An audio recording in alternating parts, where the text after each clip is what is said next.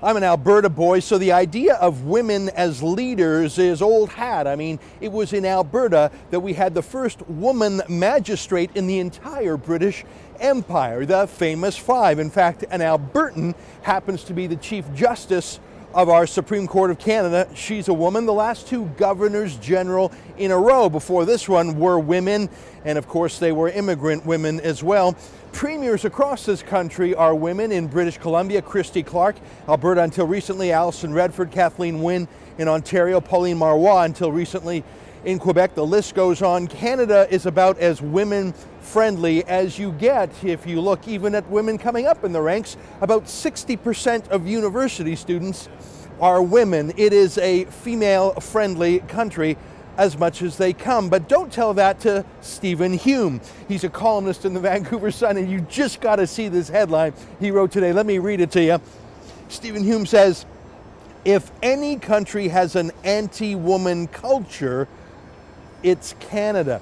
That is not an April Fool's Day headline. Stephen Hume actually thinks that out of all the countries in the world, and there's almost 200, Canada is the one with the problems of being anti-women. I am not making that up. Saudi Arabia, women are not allowed to drive, let alone to vote, let alone to go out of their house without their owner/guardian. In most places in the world, rape culture is a terrifying reality. We see that in places like Pakistan and even India. Now, Stephen Hume tries to say that we have a rape culture in Canada too, and as you can see by his article, he says that Canada's annual sexual assault rate is 68 per 100,000 people. And he does the math. He says the basic arithmetic indicates 5.6 million sexual assaults on Canadian women have occurred since 2001. That's an incredible number.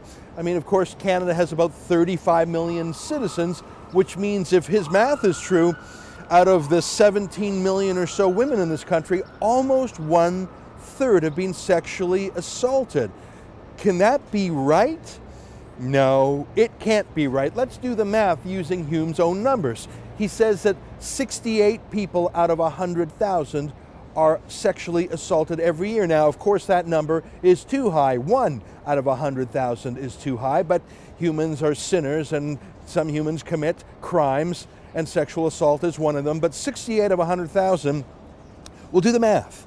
That means 23,800 out of 35 million. That's what 68 per 100,000 means. So every year, 23,800 sexual assaults. So if you go back to 2001, that means a grand total of about 300,000 assaults, sexual assaults, have been committed since 2001. Of course, the number is far too high.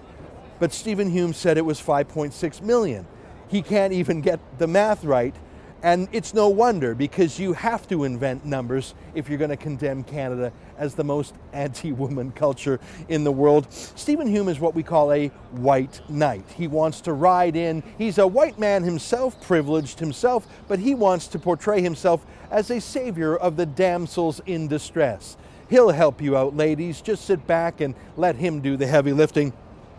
You know, he tries so hard to come up with examples of how we're a misogynist country. And it's so hard, it's actually pitiful to watch how desperate he is for examples. He reaches back to a 1990 case. That's 25 years ago, of a poster depicting a woman mutilated at UBC. So you have to go back 25 years to see a sexist poster, and that is Stephen Hume's proof that we are the most anti-woman culture in the world. He refers to Dalhousie University, where some dental students clicked like on a Facebook page of sexist jokes. That's his proof that we're amongst the most anti-woman place in the world. What do you think the women of Somalia or Egypt or Afghanistan or Iran would say about that? These are places where female genital mutilation is rife, where women are stoned in Iran and Saudi Arabia for the crime of adultery or the crime of being raped under Sharia law. Do you think that they would think Stephen Hume is accurate?